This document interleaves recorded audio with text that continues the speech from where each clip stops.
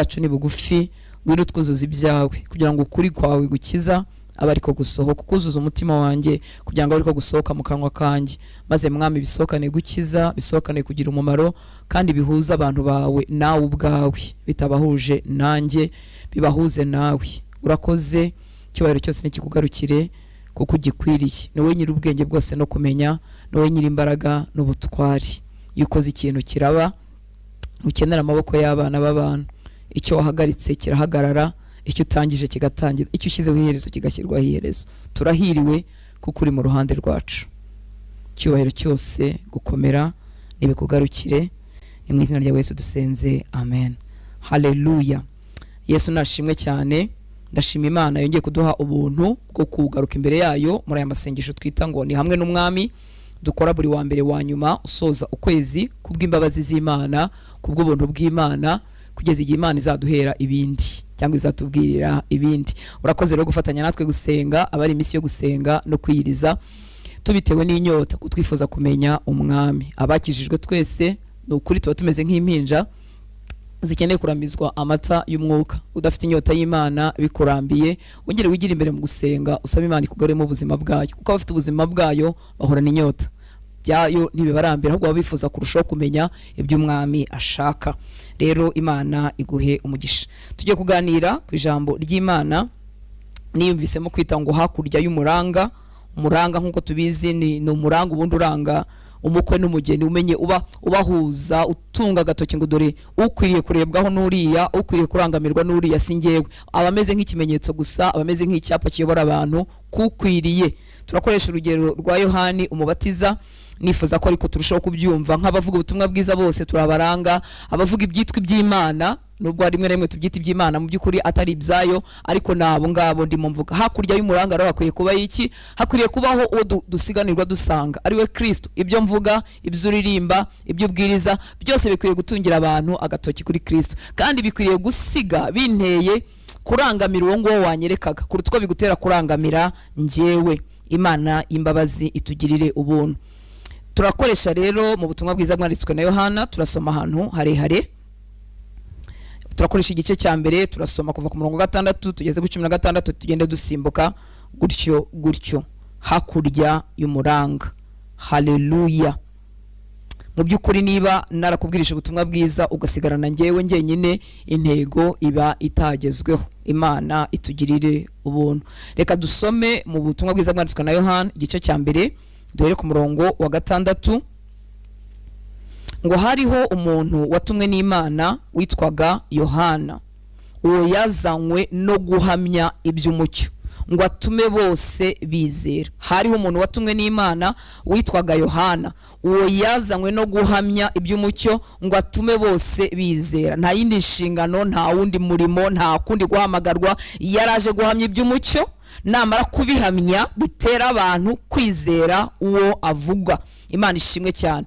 Ngo yazanywe no guhamya iby'umucyo ngo atume bose bizera. Niwo murimo wonyine wacu abaranga, guhamya iby'umucyo nyakuri, kugira ngo ibyo duhamya bitera abantu kwizera uwo tuvuga. Niyo mpamvu tuvuga ngo hakurya y'umuranga. Ugarukiye ku muranga gusa twaba duhushije intego. Imana itugirire ubuntu. Ngo icyakora uwo siwe uwo mucyo. Bagarutse kuvuga ku muranga. Icyakora uwo siwe uwo mucyo, ahubwo niwe wahamije ibyawo. Muri make njyewe cyangwa undi muvuga butumwa ureba cyangwa undi mwigisha ukurikira siwe uwo mucyo, ahubwo yazanywe no guhamya uwo mucyo nyakuri. Imana ishimwe cyane. Nubwo twahamagariwe kumurika, guhinduka amatabaza, guhinduka umunyu w'isi, ariko si twe mucyo nyakuri nkuko ijambo ry'Imana rivuga. Muri make utamurikiwe na Yesu, ubuzima bwanjye ntacyo bwakumarira. Icyakora undebye mu uwo mvuga, ukurikira uwo nigisha, wahura nawe. Imana ishimwe cyane. Ngo icyakora uwo siwe uwo mucyo. Bana bihamije kuko Yohana yari afite imirimo y'igitangaza, yari ari mu butayu yigisha abantu, avuga umubatizo wo kwihana, abantu ibihumbi bakaza kumukurikira.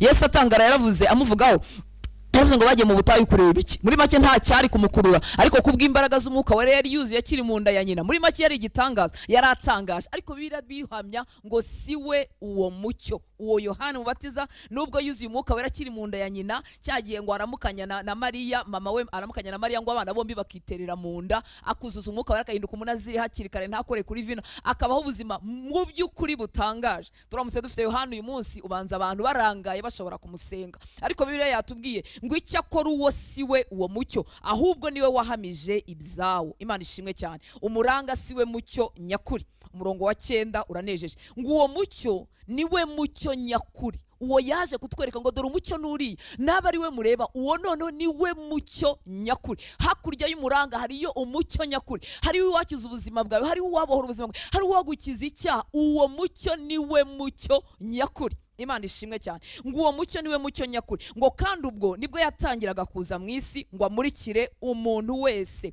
yari mu isi, ndetse niwe wayiremye, nyamara bisi ntibamumenye. Hakurya y'umuranga hari uwaremye ijuru n'isi. Imana ishimwe cyane. Urumva ko n'abantu badashobora kugereranywa nkuko Yohana yakunze kubivuga. Yaravuze ngo atarabaho we yarariho, we ntafite itangiro n'iherezo. Muri make umuranga ni umuntu watijwe ubuntu n'Imana kugira ngo adutungire agatoki uwahozeho isi itarabaho, udafite itangiriro n'iherezo. Imana ishimwe cyane. Ngo yari mu isi ndetse niwe wayiremye. Uwo mucyo nyakuri yaremye isi n'ijuru, si umuntu usanzwe, ngo nyamara bisi ntibamumenye. Hakurya y'umuranga, hirya y'ibyo turirimba, hirya y'ibyo tubwiriza, hirya yo gusenga kwacu, hari ukwiriye kurangamirwa kuruta abatijijwe impano izo arizo zose nubwo zaba ari ibitangaza. Imana itugirira ubuntu. Hakurya y'umuranga rero, hakurya yanjye, hakurya yo kubwira ubutumwa bwiza, niba udahuzwa na Kristo uri ahantu hatariho. Imana itugirire ubuntu.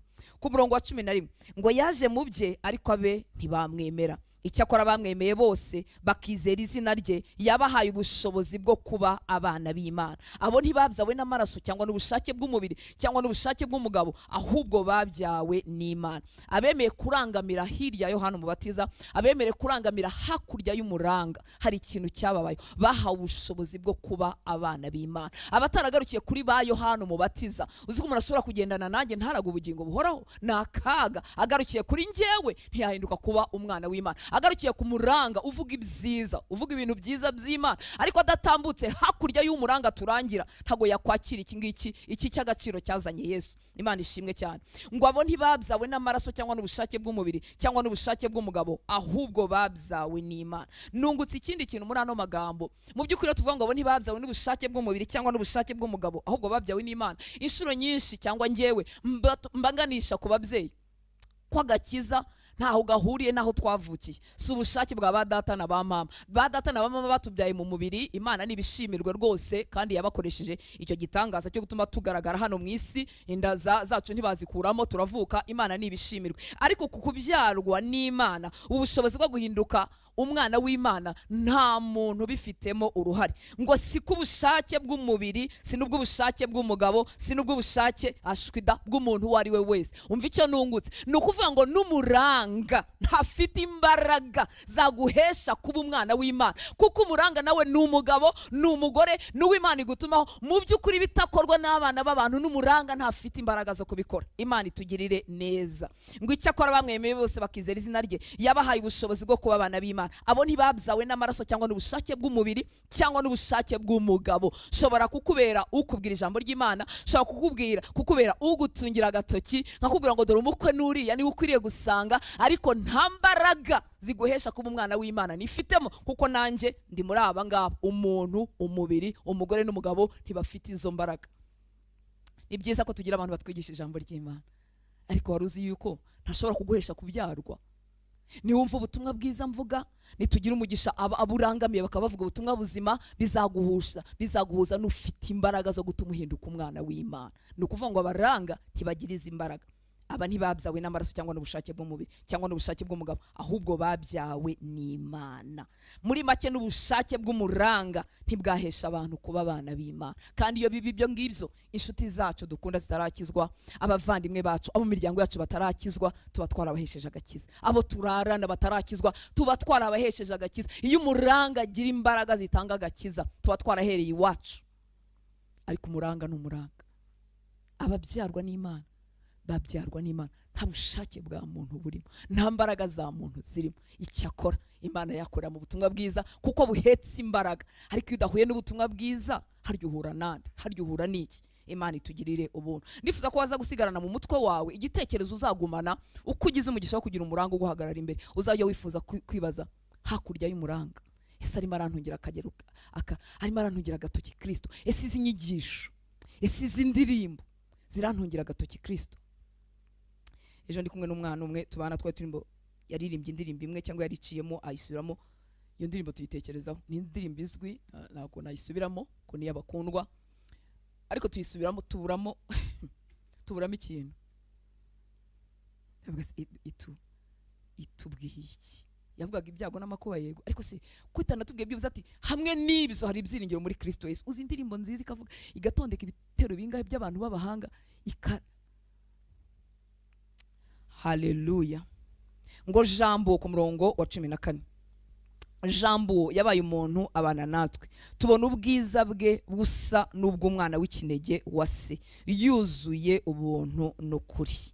Jambo yabaye umuntu abana natwe, tubona ubwiza bwe busa n'ubw'umwana w'ikinege wa se, yuzuye ubuntu n'ukuri. Yohana yahamije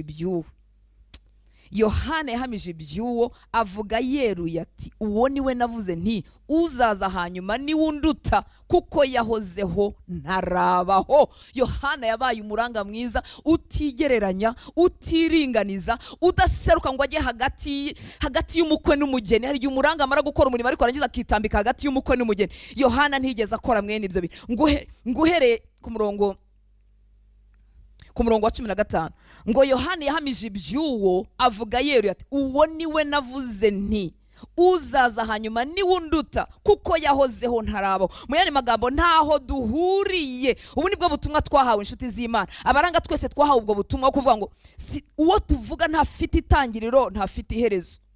Twagiriwe ubuntu nk'uko nawe ubugirirwa uri umunyabyaha ugakizwa. Gusa duhaye message yo kumurika, kumwerekana nk'uko natwe twamweretswe n'abandi. Imana ishimwe cyane. Uwo yari ariho ngewe ntarabaho, naho mpuriye. Uyu niwe nababwiraga wenda kuza, nge ntaho mpuriye nawe, singana nawe, singereranywa nawe. Imana ishimwe cyane. 16, ngo kandi bimwuzuye akaba ari byo twahawe twese n'ubuntu bukurikira ubundi. Ntabwo twahawe ibyuzuye Yohane umuranga, twahawe ibyuzuye uwo avuga. Imana ishimwe cyane. Ku murongo wa 18, ngo uhereye kera kose nta muntu wigeze kubona Imana, ahubwo umwana w'ikinege uri mu gituza cya se niwe wayimenyekanishije. Nyemera wongere wumve uyu murongo. Uhereye kera kose nta muntu wigeze kubona Imana, ahubwo umwana w'ikinege uri mu gituza cya se niwe wayimenyekanishije. Ni ukuvuga ngo umuranga nubwo ari umuranga, ariko ntafite imbaraga zo kukwereka data. Ariko tuvuga witwa Kristo, aguhishurira data, ukamumenya, amaso yawe agakinguka, ukamenya ibyo bikiwe mu ijuru, ukamenya igiciro cyatanzwe i Golgotha kandi utari uhari. Haleluya. N'umwana w'Imana wenyine ufite imbaraga zo kuduhishurira Kristo. Umuranga nukuratizwa amagambo meza yo muri Bibiliya, nukuravuga ubutumwa nkuko yabuhawe, ariko ntafite imbaraga zo gukora ku maso. Umuranga ntafite imbaraga zo gukora ku maso, ariko Yesu afite imbaraga zo gukora ku maso yawe, ngo uhishurirwe data, uhishurirwe urukundo rutagira akagero wakunzwe. Urangamira umuranga ute? Kandi umuranga adatanga imbaraga zikumenyesha Imana. Imana ishimwe cyane. Umuranga nitumurebaho, turamurebaho uwavuga, turamurebaho watwigisha, ni wo mumaro we wonyine. Imana ishimwe cyane. Muri make, Kristo aca mu byo abaranga twahawe kuvuga, akaguha kumenya data. Umurongo wa 19, ibi nibyo Yohana yahamije ubwo abayuda bamutumagaho abatambyi n'abarewi bavanywe Yerusalemu no kumubaza bati, urinde? Nuko ntiyabahisha ukuri, ahubwo araberura ati, sinjye Kristo. Si umuranga wa none warwaye, agize ibyago, agize umugisha, bakamwitiranya na Kristo, yabyitwara mwate. Ariko ngo araberurira, ababwiza ukuri, araberura ati, sinjye Kristo. Ariko umuranga mubi yireherezaho umugeni, cyangwa se akamuyobya, cyangwa se akanezezwa nuko bamwitiranyije n'uwavuga, akanezezwa nuko bamuhaye icyubahiro cy'uwavuga. Mana udukize uburwayi twanduye, Mana udukize kubw'imbabazi zawe, utugirira ubuntu. Impano yose watijwe n'Imana niyo kurangira abantu umukwe, kugira ngo abari we basanga. Habe guhanura, habe kubwiriza, habe kuririmba, habe gusenga, icyo ari cyo cyose nibyo gutungira umugeni kugira ngo asange umukwe. Imana ishimwe cyane. Ngo nuko baramubaza bati, tubwire, kuri 21, tubwire uri Eliya? nawe ati sindiwe. Bati uri wa muhanuzi? arabasubiza ati oya. Baramubaza bati none se urinde ngo dusubize abadutumye, wowe wiyita nde? Ati ndijwi ry'urangurira mu butayu ngo nimugorore inzira y'Uwiteka, nk'uko umuhanuzi Yesaya yabivuze. Umuranga wese ahava akagera nijwi rigutera kwifuza kugorora inzira z'Uwiteka, gutunganyiriza inzira z'Uwiteka mu mutima wawe.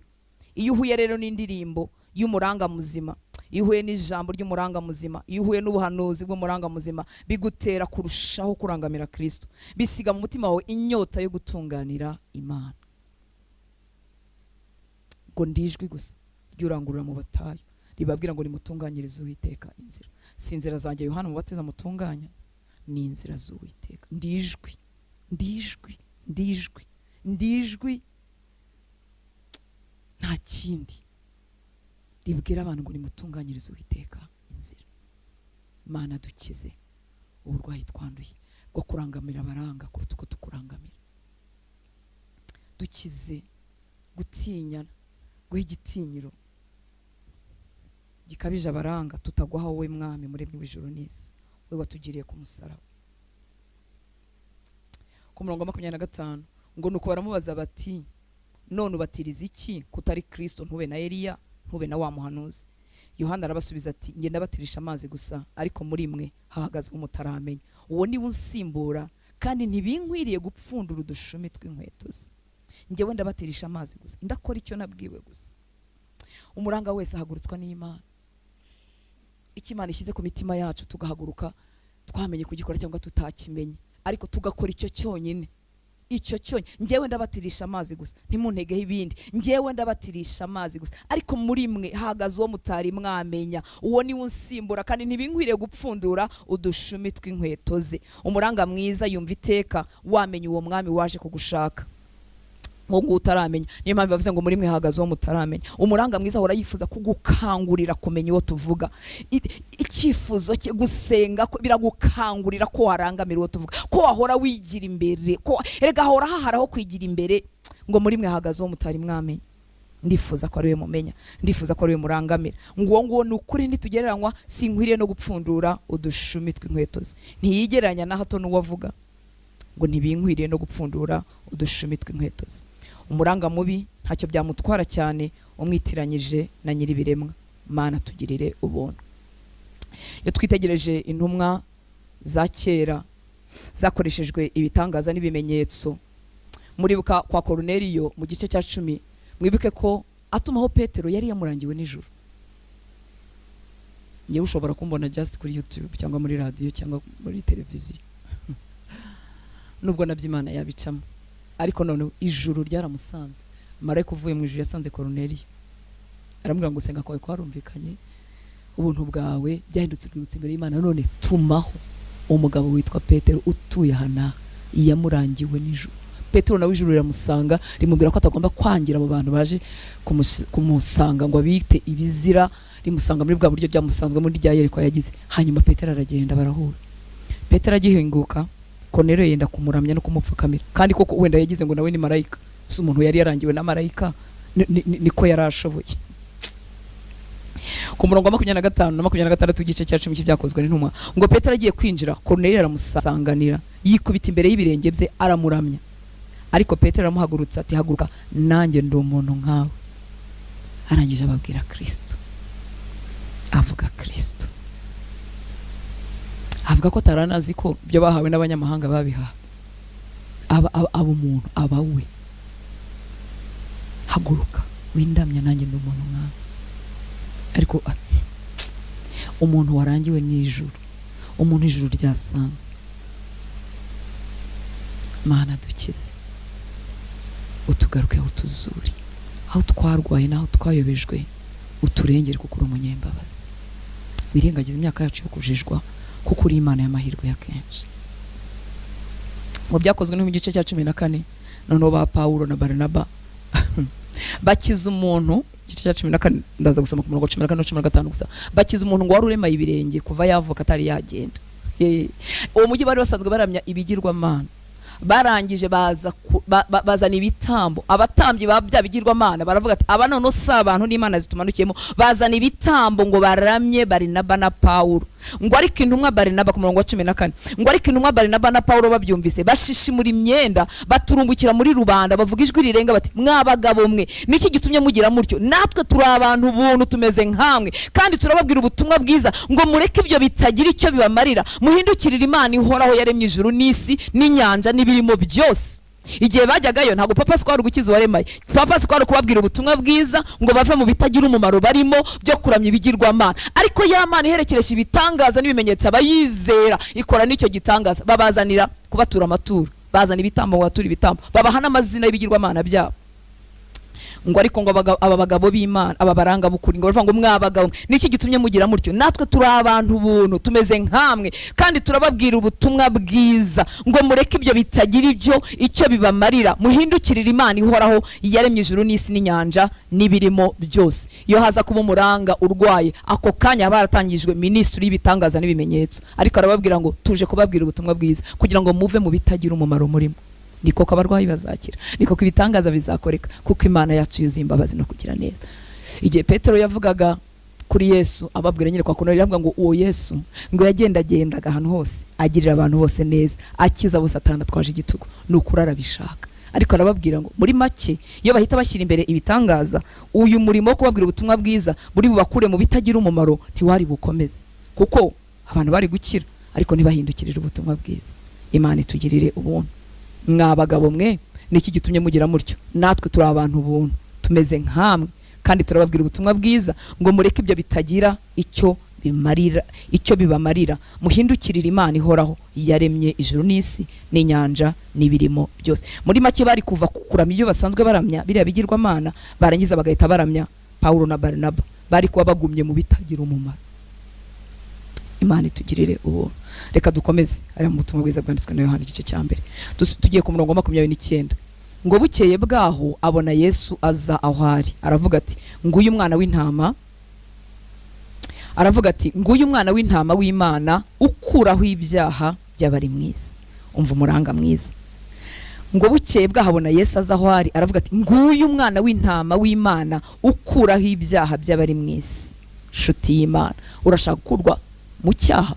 Urashaka gukurwaho ibyaha? Nguyu umwana w'intama w'Imana ukuraho ibyaha by'abari mwisi. Nta muranga ufite imbaraga za gukiza icyaha,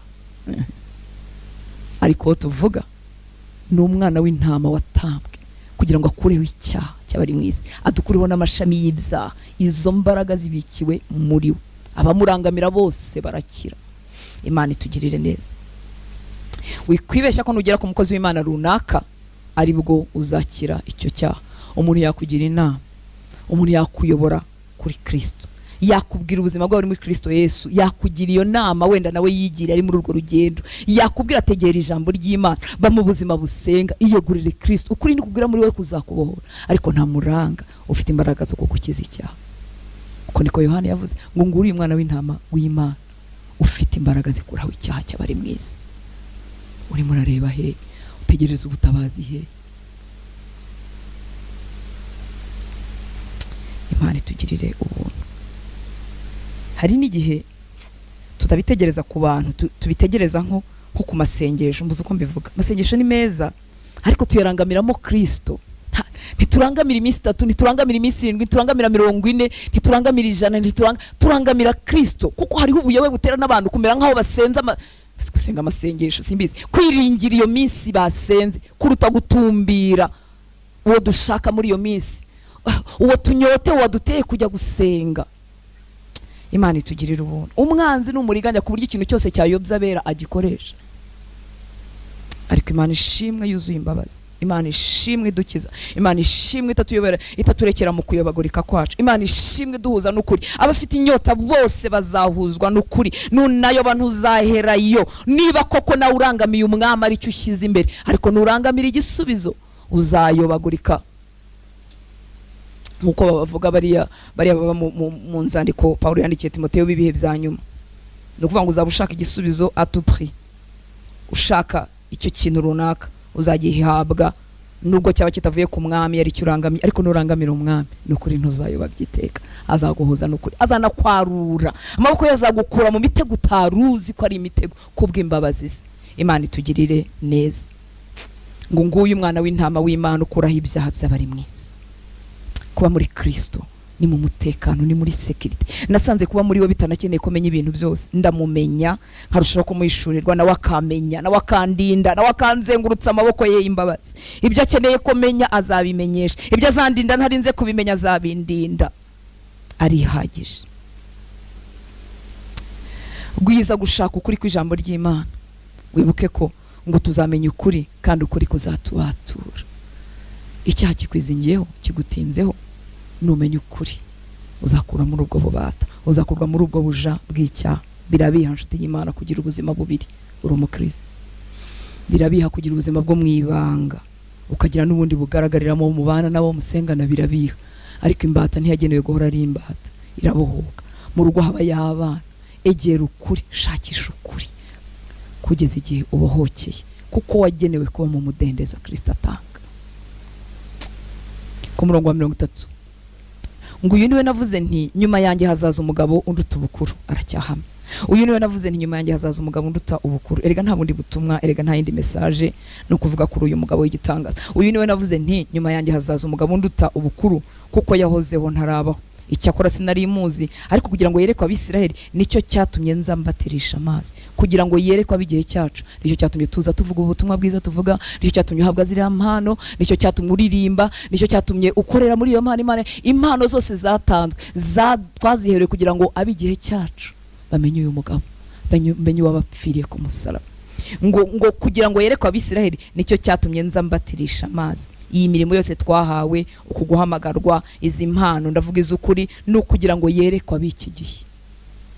Yohana yarabisobanuye, nicyo cyatumye nza mbatirisha amazi, no kugira ngo yerekwe Abisiraheli, nta kindi. Si ministry, si zina, si John Baptist ministry, oya da.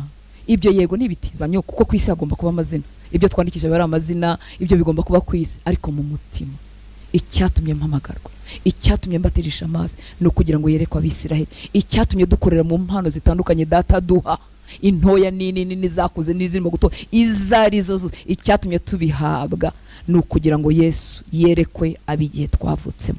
Hanyuma niturangiza igihe cyacu dutahe, haza abandi, nibo mwami ataraza gutwara itore hakurya y'umuranga, hakurya y'uwo wita umuranga, hakurya y'ukwigisha ibya Kristo cyangwa iby'Imana cyangwa ibyitwa iby'Imana, biri byo cyangwa bitari byo. Hakurya y'umuranga uhuzwa n'umukwe, urushaho kunyoterwa umukwe mu materaniro yawe, mu masengesho yawe, urushaho kunyoterwa umukwe, urushaho kumushaka. Reka dukomeze ku murongo wa 35. Ngo bukeye bwaho Yohana yongera guhagararana n'abigishwa be babiri, yitegereza Yesu agenda, aravuga ati nguyu umwana w'intama w'Imana. Iki gice yaramuhamije, arongera aramuhamya. Ngo yitegereza Yesu agenda, none yamuvugaga Yesu agenda. Ngo yitegereza Yesu agenda, aravuga ati nguyu umwana w'intama w'Imana. 37. Ngo abigishwa bombi bumvise avuza atyo bakurikira Yesu. Umva umuranga mwiza, nguyu umwana w'intama w'Imana. Abo bigishwa bombi barabigishwa ba Yohana, babyumvise bakurikira Yesu. Imana ishimwe cyane. Umaze kumva umuranga uguhagarara imbere, ese byaguteye gukurikira Yesu? Umaze kumva amagambo mpawe, ese byaguteye gukurikira Yesu? Nibwo tuzaba tugeze ku ntego. Ririya jambo turi gusoma hari umwanya n'udukundira ryo muri Matayo ritubwira Great Commission, ritubwira inshingano nyamukuru y'izindi. Ntago twaje gutoza abigishwa bacu, n'abigishwa ba Yesu bahoze ari abigishwa ba Yohana, ariko yanavuze ngo nguyu umwana w'intama w'Imana. Ngo abo bigishwa bombi bumvise avuza atyo bakurikira Yesu. Erega niwe wo gukurikirwa. 38. Ngo Yesu arahindukira abona bamukurikiye, arabaza ati murashaka iki? Baramusubiza ati Rabi, risobanurwa ngo mwigishwa, ucumbitse he? Arababwira ati nimuze murahabona. Barajyana babona hacumbitse, hari nk'isaha 10, bahera ko bamarana nawe umwanya burira. Umaze kuba muri ayo materaniro, ese byaguteye kwifuza kumarana na Yesu umwanya? Niba atari cyo byaguteye, waranyazwe, waribwe. baramukurikira babona aho acumbitse, bamarana nawe umwanya burira, akomeza kubabwira amagambo y'ubugingo, barakomeza bararyoherwa, barakomeza barafashwa, barakomeza barabaza, barakomeza barasobanukira, gutindana nawe birabaryohera. Umaze kumva umurango guhagarara imbere, ese byaguteye kwifuza kumarana nawe umwanya? Sinzi inshuti z'Imana, sinzi niba wari waba mu byitwa amasengesho, ariko amasengesho adatera umuntu gusenga, sinzi niba mbivuze neza, ariko sinzi niba waragize ibyago, genda umva mbiziho, sinzi niba waragize ibyago byo kuba mu byitwa amasengesho ariko bitagutera gusenga, ahubwo gutera uruzerero no guhora mu nzira, no aho kugira ngo bigutere kwegera Imana. Ukajya wumva ku murongo wa 40 ngo Andereya mwene se wa Simoni Petero yari umwe muri abo babiri bumvise Yohana bagakurikira Yesu. Ngo abanza kubona mwene se Simoni aramubwira ati twabonye Mesiya, risobanurwa wa Kristo. Umviye umurimo w'umuranga wakozwe neza. Abakurikiye umukwe iyo bagezeyo ntibaceceka, baragarutse kubwira bene wabo, baramubwira ati twabonye Mesiya. Ngo Andereya mwene se wa Simoni Petero yari umwe muri abo babiri bumvise Yohana bagakurikira Yesu. Ba bandi bagiye bakamarana naho umwanya, nabo ntibaceceka, ngo baraza abwira mwene wabo Simoni, abwira Petero, aramubwira ngo twabonye Mesiya, risobanurwa ngo Kristo. Umwanya bamaranye nawe baramumenye, bamenya ko ari Mesiya, bamenya ko ari uwazanye agakiza k'Abisirayeli, bamenya ko ari uwazanye agakiza k'abisi bose, nabo ntibabiceceka. Ntiwatindana na Yesu ngo ukomeze guceceka, niho imihamagara ivukira, niho imitwaro ivukira, bivukira ku birenge bya Yesu. Ese urimo urasenga amasengesho gutera kwifuza gutindana nawe, cyangwa guteye umuruho wo guhora ukenera abantu? Mana tugirire ubuntu.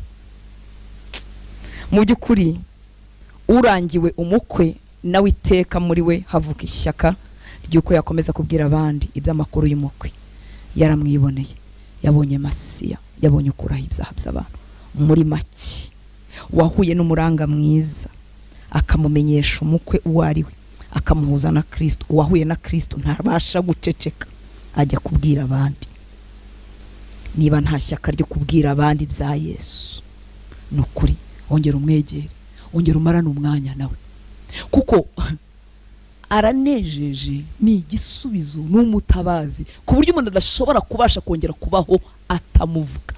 Nasanze udusolisiyo dutoya two mwisi, ibisubizo tubona mwisi cyangwa ibyo twakunda tubibwira abantu twishimye, ibyo dukunda tubibwira abantu twishimye. Ni gute umukiza ukuraho icyaha cy'abari mwisi yagera mu buzima bwanjye ngaceceka simbibwira? Ni gute wantabaye akankura mu rupfu rw'iteka naceceka ntabibwira bene wacu? Ni gute ucecekana agakiza? Ni gute ucecekana umuti w'icyaha? Ni gute ucecekana umuti w'irimbukiro? Ni gute utazangura ijwi ngo urangurure ibibwira abo mu bantu, bibwira abo mwicarana, ubivuge? Erega bisaba kuba wanamenye imirongo myinshi, uretse ko n'iminsi umaze mu gakiza wagombye kubona yuyizi. Haryubuzwa n'iki ubundi kuyiga, haryubuzwa n'iki ubundi kuyiba. Niba wa mugore wahuye na Yesu mu butumwa bwiza bwa Yohana, ako kanya wari umunyabyaha rwimbi, wari indaya. Niba ako kanya yaragiye kubwira abantu ati nimuze murebe unahuye nawe, muze murebe yambwiye ibyanjye byose, aharaho niwe Mesiya twari dutegereje. Koko iki ni ikimenyetso cyo kudatinda ku birenge bya Yesu. Niyo mpamvu ibya Yesu bidutera isoni, niyo mpamvu umuntu yumva yabisha, ariko nuhatinda uzahakura impamvu zo kudaceceka, uzahakura impamvu zo kudakorwa n'isoni zibye. Biriya bintu tuba tuvuga by'amasengesho, yego turahaca mu bwana, ariko ntitwagenewe kuhaguma. Uvuga ngo Yesu ntabara ngo kugira ngo rero ngo izina ryawe ridakorwa n'isoni. Hoye mu bimwubahisha harimo no gutinda kugusubiza, harimo no kugusubiza vuba, harimo no gusubiriza ku gihe cye. Mu bimwubahisha harimo no kwihangana kwawe, ngo turebe ko mu byiza no mu ngorane wakomeje kumugumaho, kuko isi ntago yuzuye indabo ziduteguriye. Hari abandi bazaca mu ngorane kuvuga ubwo Imana yamwihanganisha akabibasha, nanjye nzabishobora. Ibyo byose bimuhereje icyubahiro. Ni intege nke dukura mu kudatindana nabo. Niyo mpamvu duhimba ibintu. Imana itugirire ubuntu. Ku murongo wa 45 Filipo nawe arazi, nawe ntiyacicika. Ngo Filipo abona Natanayeli, umva batindanye n'umukwe. Nta yindi nkuru bafite Yerusalemu, nta yindi nkuru bafite mu mihanda y'iwabo, nta yindi nkuru bafite muri karitsiye. Icyamo gatinda ku birenge bya Yesu. Icyamo y'amasengesho twagiyemo, ni byiza utabarwe mu by'ubutabazi ushaka, ariko wakure ibyo umwami atanga, wakure kuzurwa nawe ku buryo nta zindi nkuru ufite. Umva Filipo nawe ngo abona Natanayeli, aramubwira ati uwo Mose yanditse mu mategeko n'abahanuzi bakamwandika, twamubonye, ni Yesu mwene Yosefu w'i Nazareti. kandi mwibuka ko aba bantu bari abasore, kuko twababonye twibwira yuko ko Yesu yari umwami, twibwira ko nabo bagendaga bari abasaza bose bari bato, bari munsi y'ikigero cya Yesu, bari abasore bato, ariko bamaze kubona Masiya nta zindi nkuru bari bafite muri quartier, izindi nkuru zose zatakaje agaciro, zatakaje agaciro. Birababaje kubona abicaye ku birenge bya Yesu bagonema inkuru zitagira umumaro, bashyushya inkuru zitagira umumaro, batinda ku bintu bidakiza, kandi barabonye tuvuga ko twabonye Masiya, ariko inkuru zidakiza, inkuru twahoranye tutarakizwa, akaba arizo ziguma mu kanwa kacu. Iyo umuntu yatinze ku birenge bya Masiya, yongeye guhura n'inkuru ze za kera n'inshuti ze za kera, babura ibyo bavuga, ikiganiro ntikigihura. Iyo tutafashe inzira imwe, hari n'igihe tuba twarafashe n'abantu inzira imwe, ariko kwiyegurira Imana kutangana. Mwibuke ko abakristo n'abakristo, ariko kwiyegurira Imana ntigufite level zingana. Bamwe baravuga ibi n'ibi, ugasanga ikiganiro ntikigihura. Aba bajene rero nabo izi ntumwa za Yesu nta kindi kiganiro bari bafite muri quartier. Ngo Filipo abona Natanayeli, murabona Natanayeli ko yari yimereye nkuko Yesu yamuvuze. Ngo abonye Natanayeli ambwira ati umva, twabonye uwo Mose yanditse mu mategeko n'abahanuzi bakamwandika, twamwibone ni Yesu mwene Yosefu w'i Nazareti. Urabizi ko Natanayeli yavuze ati nta cyiza cyava aho ngaho, nta cyiza cyava i Nazareti. Urumva yari umuntu we, yari umujama we, bari abantu bamenyera. Yesu amubwiza ko ati kuri Nazareti nta kintu cyiza cyava. Ariko Filipo ntiyamureka, arambwira ati ngwino wowe tujyane urebe, ngwino tujyane urebe. Hanyuma murabizi Natanayeli yagihinduka uko Yesu yamuvuzeho. Kuri 49 Natanayeli nawe aramwibonera. Haleluya. Ngo Natanayeli amusubiza ati, Yesu yaramaze kuvugana nawe amubwiye ko ari umuyuda utagira uburyarya. Ngo Natanayeli amusubiza ati, Rabbi, uri umwana w'Imana koko, ni wowe mwami w'Abisiraheli. Iyo umuranga yakoze umurimo mwiza, umwahishurirwa umukwe, wamuhishura akamubwira undi, n'undi akamubwira undi, hanyuma umukwe akuzura imitima yacu. Wadupfiriye ku musaraba akuzura imitima yacu. Tuzaba duhushije intego, tuzaba duhombye rwose. Ubuzima bwabo tubwira nibugarukira kuri twebwe. Nugira ububyutse ndi kumwe nawe, ugakunda gusenga ndi kumwe nawe, ariko ndi kure yawe ntagihari, naragiye ahandi cyangwa narapfuye. Nukorera Imana ijisho ryanjye rikuriho, ukagira umwete kuko mari, ukabikora nk'uko nkorera, ukabikorera nk'ukorera umuranga w'iwanyu, uzawe nyaswe. Natanayeli nawe waje ahakana, yimenyeye umwana w'Imana, arambwira ati Rabbi, uri umwana w'Imana koko, ni wowe mwami w'Abisiraheli. Imana itugirire neza. Ndangiza mu butumwa bwiza bwanditswe na Matayo igice 28. Imirongo kenshi turayizi, ku murongo wa 18 kugeza kuri 20.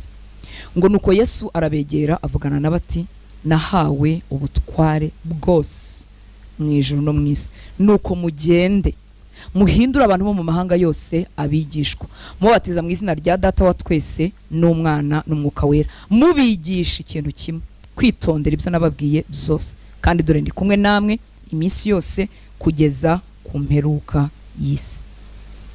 Reka nsome no muri Bibiliya ijambo ry'Imana kuva ku murongo wa 18. Ngo Yesu arabegera arababwira ati, nahawe ubushobozi kuri byose mu ijuru no ku isi, nuko rero nimugende muhindura bo mu mahanga yose babe abigishwa banje. Abigishwa bande? Ba Yesu. Nuko rero nimugende muhindura bo mu mahanga yose babe abigishwa banje, mubatize mu izina rya Data n'Umwana we na Mwuka Muziranenge, mubigishe gukurikiza ibyo nabategetse byose, kandi dore ndi kumwe namwe iminsi yose kugeza ku mperuka y'isi. Ndakwinginga shuti y'Imana, aho ijwi ryanjye rigeze uyu munsi naho rizagera, ibyo wiga bikwigisha kwitondera ibyo Yesu yasize atubwiye.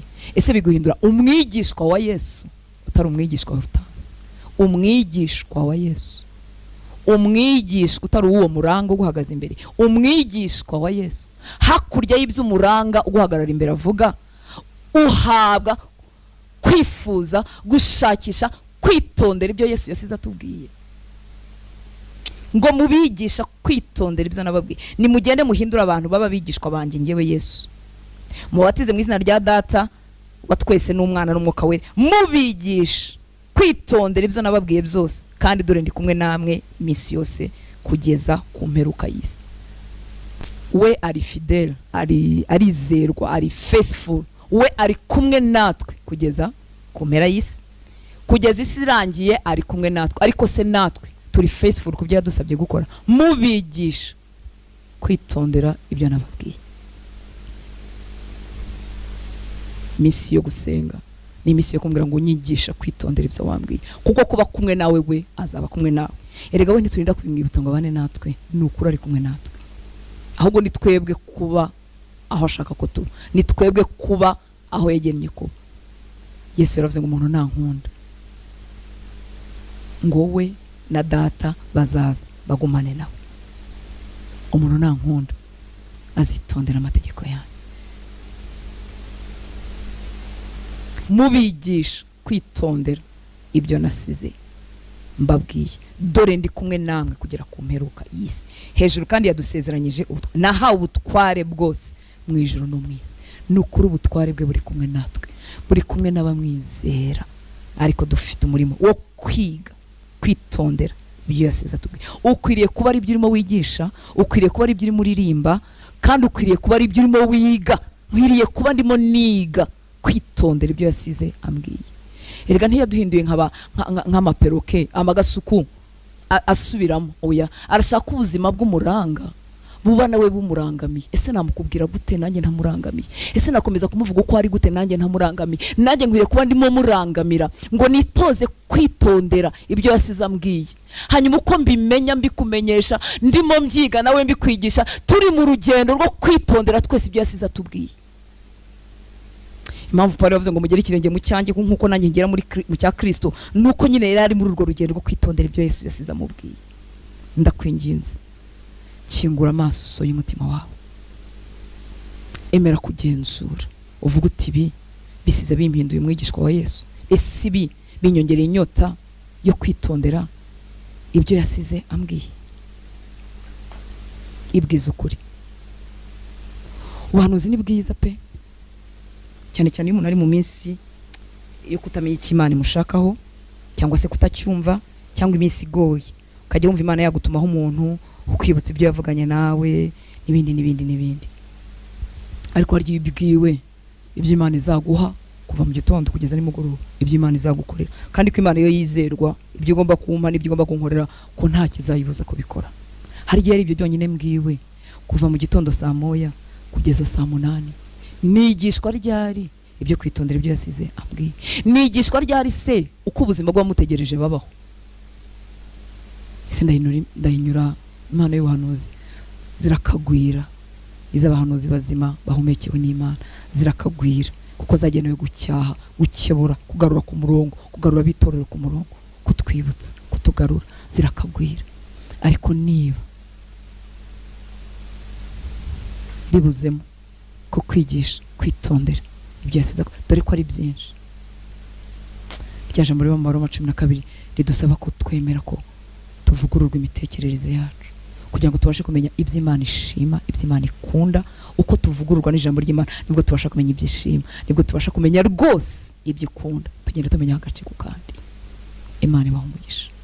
Ndagira ngo umutima wawe ukomeze kwibaza ngo ese hakurya y'umuranga ndabona y'umukwe, ese hakurya y'ibyo numva, ese hakurya y'inyigisho ntega amatwi, ese hakurya y'ikintu ntiza amatwi. Ariko Yesu yaravuze ngo twirinde uko twumva mu bintu yatubwiye. Ikintu mpa amatwi isaha gisiga kinteye inyota yo kurangamira umukwe, cyangwa gisiga kinteye inyota yo gusingira ibyo umukwe yambwiye gutera umugongo, ibyo yansabye gutera umugongo. Aho icyo mpa amatwi yanjye isaha, icyo mpa amatwi yanjye amasaha 2 ntigisiga kinteye kurangamira ibyo umukwe yari yarambwiye ngo ntere umugongo, nkarushaho kubirangamira. Nshuti y'Imana, uri uw'agaciro mu maso y'Imana. Ubugingo bwawe bwaguzwe amaraso y'umwana we. Icyamukanyoterwa ukuri, icyamukanyoterwa kumumenya kurushaho, icyamukanyoterwa kwifuza kumenya umugambi wo ku buzima bwawe. Yakuremeye iki? Uri igikoresho kimara iki? Ubereyeho gusohoza iki? Kuwakijwe ntuhite ujya mu ijuru. Mwami, turagushimiye, turagushimira ko wazanye abaranga benshi mu buzima bwacu. Turasenze Mwami ngo duhe kukubona hakurya y'ibyo bavuga, uduhe kukumva hakurya y'ibyo baririmba, uduhe kukunyoterwa hakurya y'ibyo byose. Kandi mwami nitwitegereza abaranga tugasanga ahubwo bitambitse hagati yacu n'umukwe, uduhe kubimenya no kubihunga no kubitera umugongo. Ibidukundisha isi waradusabye ko bimera nk'ibibambwe, uduhe kubihunga Uwiteka Mana Nyiringabo. Ibigaburira irari risanzwe ritubamo rya kamere yacu, uduhe kubitera umugongo, uduhe gukizwa n'amaguru. Inyigisho twakwita ko zirimo zidutoza kuba abigishwa bawe, ariko twakwigira imbere tugasanga ziradutoza kuba abigishwa b'abantu, abigishwa b'idini, uduhe kuzitera umugongo. Twuzuza ubwenge bwawe, twuzuza ubushizi bw'amanga, twuzuza ukuri kwawe Mwami. Dukize amasengesho y'uruzerero atatubyarira kukwegera, atatubyarira kuruhukira muri wowe, atadutera inyota yo kuba mu ijambo ryawe, ahubwo adutera guhora tuzunguruka tutakwegera, tukayarangiza tudasenze kandi yitwaga amasengesho. Ayi Mwami wanjye we, tugirira imbabazi, tugirira imbabazi Mwami, tugirira imbabazi Mwami. Udutwikurure ibintu byose bitari byo byadutwikiriye, bikica ubwenge bwacu, bikica imirebere yacu n'imyumvire yacu, maze umucyo wawe, kuko ngo ni wowe mucyo w'ukuri, nkuko Yohana yabivuze, wowe mucyo w'ukuri, wongere urasire mu bugingo bwacu, wongere urasire mu mitima yacu, umwijima utwuzuye uhunge, maze imitima yacu ikunyoterwe, imitima yacu ikunyoterwe.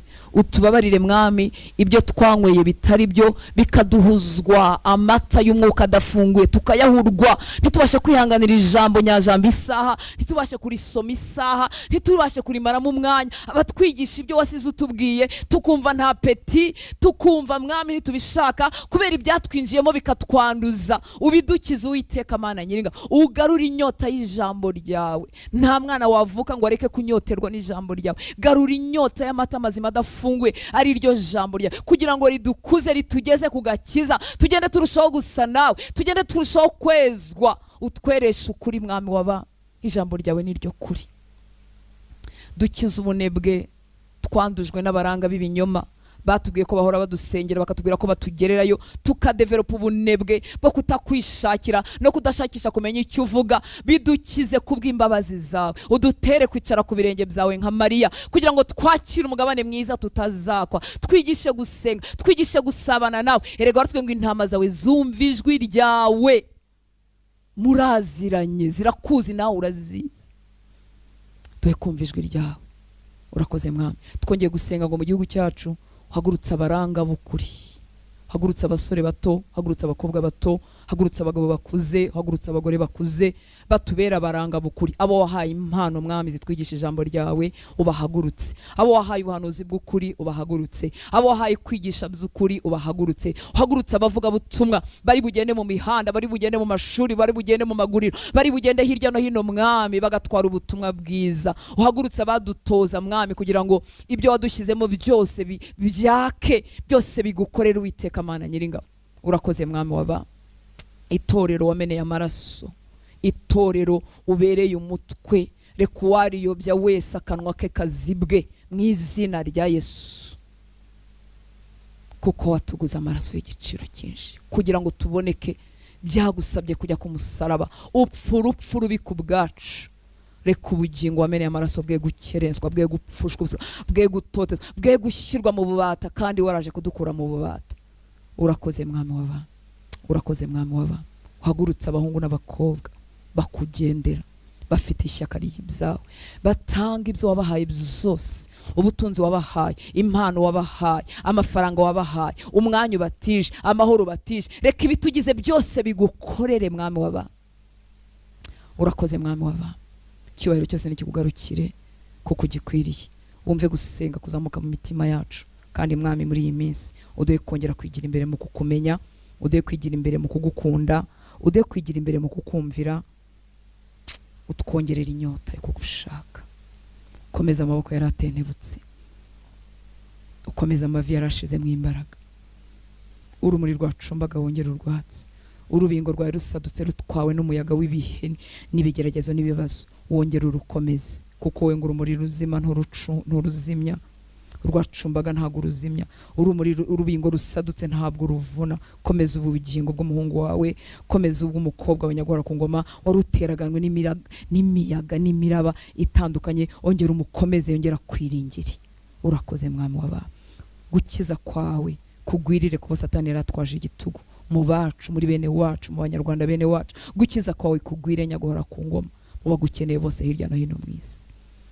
Iki gihugu gitwikirwe n'ukuri kwawe, gitwikirwe n'umwuka wawe wera, kinyuma gihunge, ukuri kwawe kugwire. Ngwino twigishe, ngwino tumara ubunebwe mwami bwatumye tutiga amagambo yawe tukayavuga uko atari, tukayacurika, tugakuramo imirongo imwe n'imwe bigatuma tubigoreka. Ngwino duha umwete kandi utwuzuza umwuka wawe kugira ngo tumenye mwami w'aba. Mugaragu wa Petero yaratwandikiye ngo tube tuzi neza ibyo twiringira, ngo kugira ngo tube twiteguye iteka gusubiza umuntu wese watubaza impamvu z'ibyiringiro byacu. Duhe kumenya, duhe gushakisha, duhe kunyoterwa kugira ngo tumenye ibyo twiringira. Urakoze mwami w'aba, cyubahiro cyose nikikugarukire.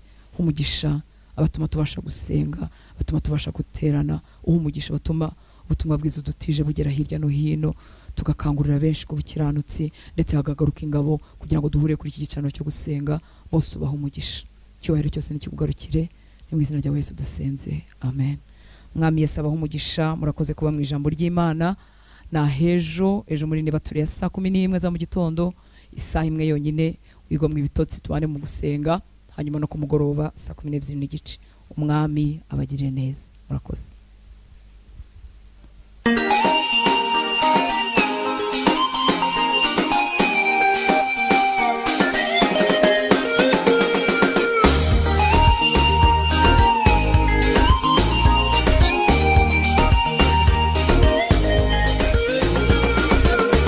Wanchiti Yesu, wanchiti Yesu, wanchiti Yesu, nikijatumye umunda, nikijatumye nshaka, niki Yesu, nikijatumye unyita, ngira Yesu, nikijatumye ufira, mukunzi wanjye.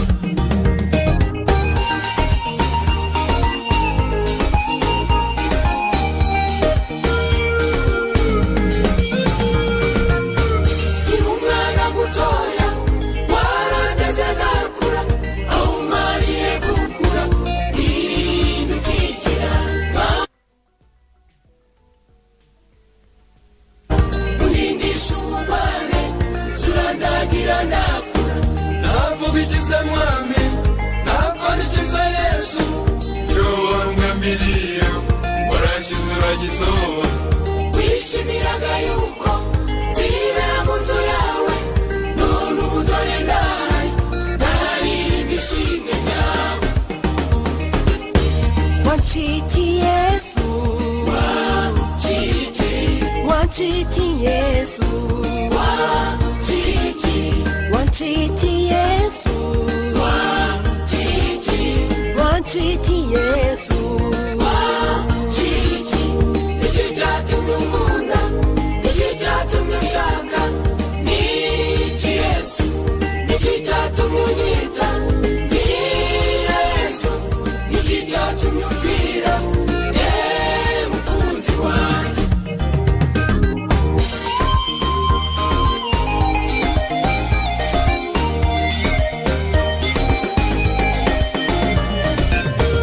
Urira mbese wawe, nanjye wanjye nanjye, none manyubenge, usumba ubw'ibindi bire, ntiwangize nk'inyamaswa, inyoni ndetse n'ibindi, uko washimye komba, umuriko ntiwashiye.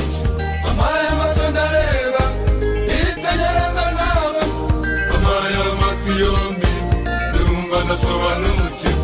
Amaye amaguru mazima, aho nshaka kujya ndajya, amaye amaboko mazima, mwami ndabigushimiye. Wanchiti Yesu, wanchiti Yesu, wanchiti Yesu, wanchiti Yesu. cyatumye unkunda, iki cyatumye ushaka, ni iki Yesu, iki cyatumye unyita, mbwira Yesu, iki cyatumye umvira, mukunzi wanjye.